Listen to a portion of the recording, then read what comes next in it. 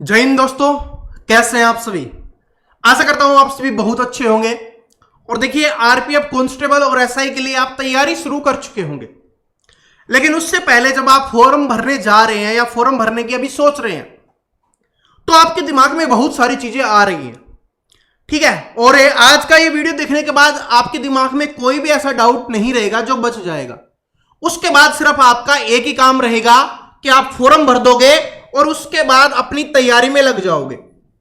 और जो स्टूडेंट अभी से तैयारी में लग जाएगा, अभी फॉर्म भर के तैयारी में लग जाएगा, वो बहुत अच्छे से अपनी तैयारी कर पाएगा, बहुत अच्छे से अपने सिलेबस को कवर कर पाएगा।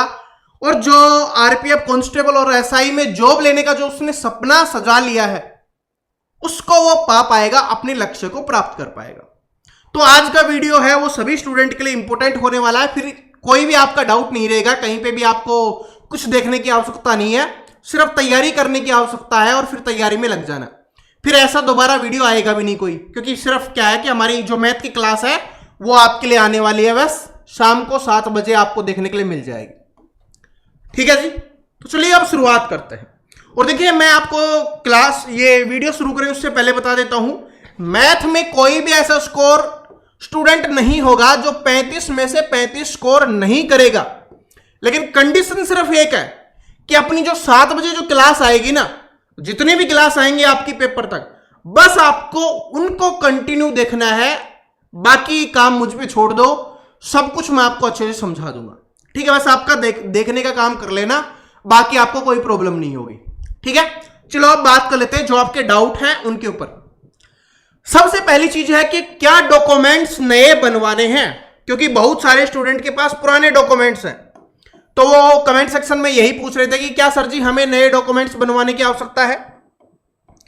देखिए, अगर आप ईडब्ल्यूएस कैटेगरी से बिलोंग करते हो तो इसके लिए एक साल के लिए ही वैलिड होता है जो आपके डॉक्यूमेंट्स बनता है।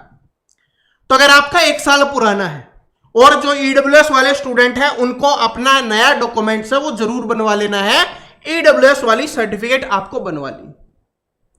अगर आप ओबीसी कैटेगरी से बिलोंग करते हो और आपके पास 3 साल पुराना डॉक्यूमेंट्स है, ठीक है, 3 साल से पुराना, तो आपको नया बनवा लेना है। और साथ में इसी के साथ में मैं एससी और एसटी भी लिख देता हूं, क्योंकि आपको कोई प्रॉब्लम नहीं होनी चाहिए, क्योंकि 3 साल से ज्यादा पुराना है, कभी कभी उसको वैलिड नहीं माना जाता। तो आपका नया डॉक्यूमेंट्स है वो आपको बनवा लेने हैं अगर आपके 3 साल से पुराने हैं। ये ऑफिशियली नहीं दिखाया जाता, लेकिन आपको बनवा लेने, मैं आपको बता रहा हूं ताकि आपको कोई भी प्रॉब्लम ना हो, क्योंकि बहुत सारी चीजें हो सकता है चेंज हो जाए। लेकिन ओबीसी कैटेगरी का या एससी एसटी का आप बनवा रहे हो तो उस समय आपको ध्यान रखना है, स्पेशली ये ओबीसी वालों के लिए है क्योंकि उनको ज्यादा प्रॉब्लम होती है, कि आपको स्टेट लेवल वाले से काम नहीं चलेगा, आपको सेंटर का बनवाना है। कि आपको सेंटर से ओबीसी में आते हो ना, वो वाली सर्टिफिकेट आपके लिए वैलिड होगी, सेंटर वाली सर्टिफिकेट चलेगी, स्टेट वाली सर्टिफिकेट है वो आपकी नहीं चलेगी। ठीक है, वो स्टेट वाली आपके स्टेट के एग्जाम्स में चलती है, आपको सेंटर वाली की जरूरत पड़ेगी। तो सेंटर वाली सर्टिफिकेट है ओबीसी वाले स्टूडेंट बनवा लेना, फिर डॉक्यूमेंट्स वेरिफिकेशन में बाहर कर दिए जाओगे। फिजिकल भी कर लोगे, मेडिकल भी कर लोगे, पेपर भी पास कर लोगे, उसके बाद जब डॉक्यूमेंट्स वेरिफिकेशन में निकाल दिया जाएगा ना, फिर आपकी प्रॉब्लम हो जाएगी। ठीक है, और साथ में डॉक्यूमेंट्स के साथ में एक बात बता देता हूं, आप जो फोटो लगाओगे वो आपको अपनी लेटेस्ट फोटो लगानी है, यानी अब आप जैसे दिखते हो ना वैसे ही आपको फोटो लगानी है। और इसके अलावा 5-7 फोटो है अपने पास, उनको संभाल के रख लेना। ठीक है, वो आपके आगे काम आएगी। तो जो लेटेस्ट फोटो आप डॉक्यूमेंट्स में लगाओगे जो ऑनलाइन फॉर्म भरते समय, वही 5-7 फोटो आपके पास होनी चाहिए, उनकी जरूरत आपको आगे पड़ने वाली है। इस बात को याद रख लेना, क्योंकि स्टूडेंट इस छोटी सी चीज को भूल जाते हैं, फिर उनको कभी कभी प्रॉब्लम हो जाती है। क्योंकि ये बोला जाता है हमेशा कि लेटेस्ट फोटो चाहिए और जो डॉक्यूमेंट्स में आपने फोटो लगाई है वही फोटो आपके पास होनी चाहिए। तो इसको भी संभाल कर रख लेना, एक छोटी सी बात है लेकिन बहुत इंपॉर्टेंट है। ठीक है, इसी के साथ साथ डॉक्यूमेंट से रिलेटेड ही एक चीज है, अगर आपके कोई भी नेम में प्रॉब्लम है या नाम गलत लिखा हुआ है, आपका नाम गलत हो सकता है, आपके माता पिता का नाम गलत हो सकता है, ठीक है, आपकी डेट ऑफ बर्थ गलत हो सकती है, तो उसको चेंज करवा लेना। जो डेट ऑफ बर्थ मानी जाएगी वो आपकी मैट्रिक वाली यानी जो आपकी 10th की मार्कशीट है ना, उस वाली को सही माना जाएगा। तो अगर मान लो कि 10th वाली में आपकी कोई अलग डेट ऑफ बर्थ है, 12th वाली में मिस्टेक से हो गई, या ग्रेजुएशन वाले में मिस्टेक से हो गई, तो आपको क्या करवा लेना है, उसको चेंज करवा लेना है। इस बात को भी ध्यान रखना, नाम में कोई प्रॉब्लम है, नाम में स्पेलिंग में प्रॉब्लम होती है, तो उसको चेंज करवा लेना। और जैसे मैंने नाम का और डेट ऑफ बर्थ का बोला, जिस समय आप फॉर्म भर रहे हो उस समय भी आपको ध्यान रखना है कि आपकी स्पेलिंग में कोई मिस्टेक ना हो, कोई भी गलती आपके नेम में नहीं होनी चाहिए। ठीक है, आपके माता पिता के नेम में नहीं होनी चाहिए। क्या गलती कर देते हैं, जैसे किसी का नाम है या पिताजी का नाम है, तो उनके नाम के आगे सरनेम लगा हुआ है, तो डॉक्यूमेंट्स अगर आप खुद फॉर्म भरोगे तो आपको पता होगा। तो सारी चीजों को आपको ध्यान से देखना है कि कोई भी मिस्टेक नहीं होनी चाहिए, स्पेलिंग की मिस्टेक भी नहीं होनी चाहिए। जैसे मैं आपको बताता हूं, जो स्टूडेंट ये करते हैं ना कि खुद फॉर्म नहीं भरते या बैठ के फॉर्म नहीं भरते, वो साइबर कैफे में जाते हैं और बोलते हैं भाई भर देना, मैं कल आके ले जाऊंगा, तो मिस्टेक क्या कर देते हैं। जैसे मैं अपने नाम की ही बता देता हूं कि मेरा नाम है प्रवीण, मैं ये स्पेलिंग में यूज करता हूं, लेकिन कभी कभी वो अगर मैं देख के आता हूं तो वो ये कर देते हैं, और ऐसा मेरे साथ हुआ भी है, मेरी ग्रेजुएशन वाली सर्टिफिकेट में भी हुआ था। बात समझ रहे हो। तो ये क्या हुआ, PAR की जगह PRA लिख दिया जाता है, ये क्या हो जाएगी, आपकी मिस्टेक मानी जाएगी। तो आपको ऐसी गलतियां नहीं करनी है, फॉर्म को बड़े ध्यान से भरना है। और 20 अप्रैल से आप अपना फॉर्म भर सकते हो आराम से, उसके बाद वेबसाइट बिजी हो जाएगी, और जितना जल्दी आप फॉर्म भरोगे आप तैयारी है जल्दी कर पाओगे। ठीक है, सारी चीजों से टेंशन फ्री होके आप अपनी तैयारी पे फोकस कर पाओगे। तो जितना जल्दी हो सके आप फॉर्म भर देना। आप फॉर्म स्टार्ट हो चुके हैं, आपको पता है, आराम से वेबसाइट भी आराम से चल रही है, तो फॉर्म भर सकते हो। ठीक है, तो डॉक्यूमेंट्स में क्या क्या प्रॉब्लम आ सकती थी जो आपको नहीं करनी है, वो सारी मैंने आपको बता दी है। अब चलिए दूसरी चीज के ऊपर चलते हैं जो स्टूडेंट का डाउट है, क्या SI और कांस्टेबल दोनों के लिए फॉर्म भर सकते हैं? बिल्कुल भर सकते हो भाई, आप चाहे लड़का हो या लड़की हो, आप दोनों के लिए फॉर्म अप्लाई कर सकते हो।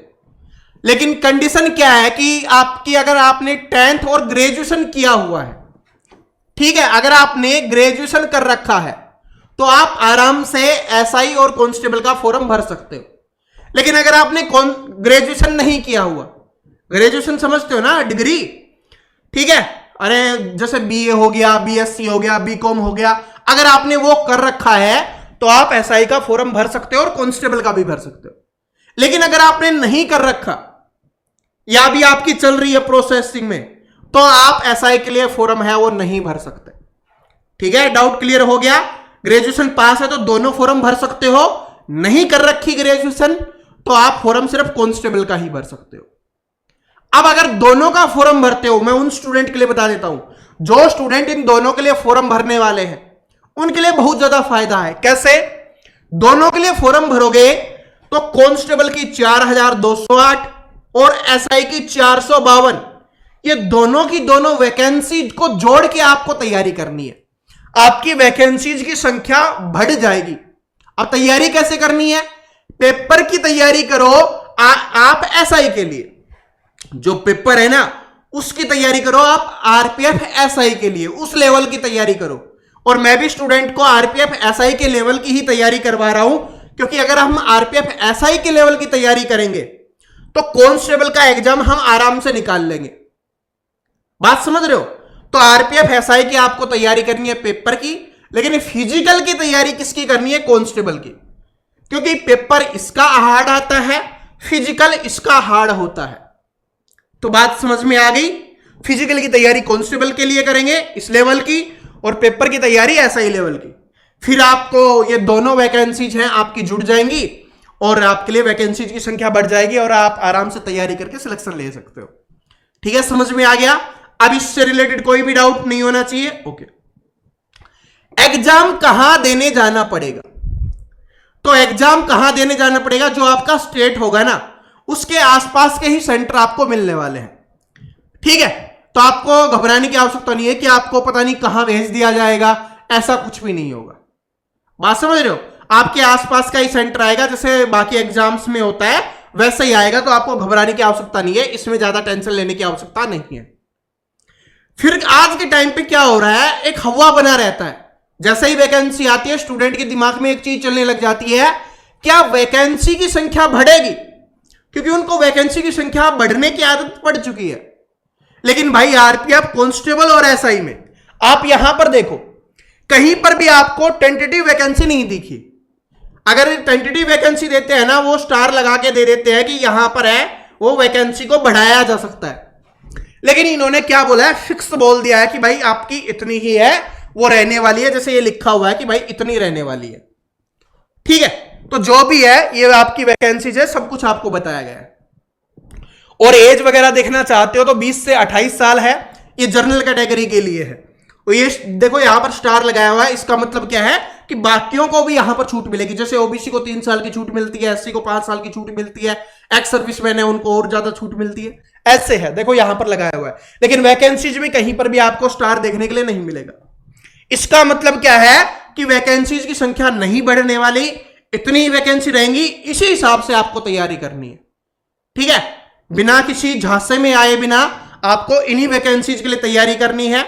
4208 आपकी कांस्टेबल की है और 452 आपकी एसआई के लिए है। यही आपकी वैकेंसी रहेंगी, इसी के लिए तैयारी करनी है। उसके बाद क्या है जो सबसे इंपॉर्टेंट है आज के समय में, क्या सच में सिलेक्शन लेना आसान है? क्या सच में सिलेक्शन लेना आसान है?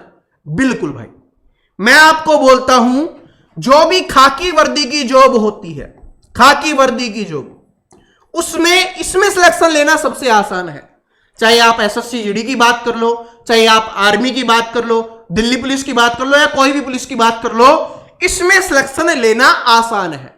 ऐसा क्यों कह रहा हूं मैं आपको समझा देता हूं, ज्यादा बातें नहीं करूंगा, बस एक सिंपल बात आपको समझा देता हूं। क्योंकि इसमें वैकेंसीज की संख्या कम है, इसको मत देखो।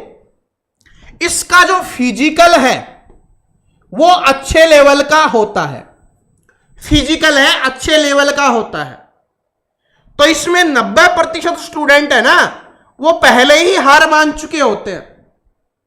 अगर आप फिजिकल की और पेपर की अच्छे से तैयारी करते हो तो बहुत कम लोगों के बीच में यह कंपटीशन होने वाला है, ठीक है।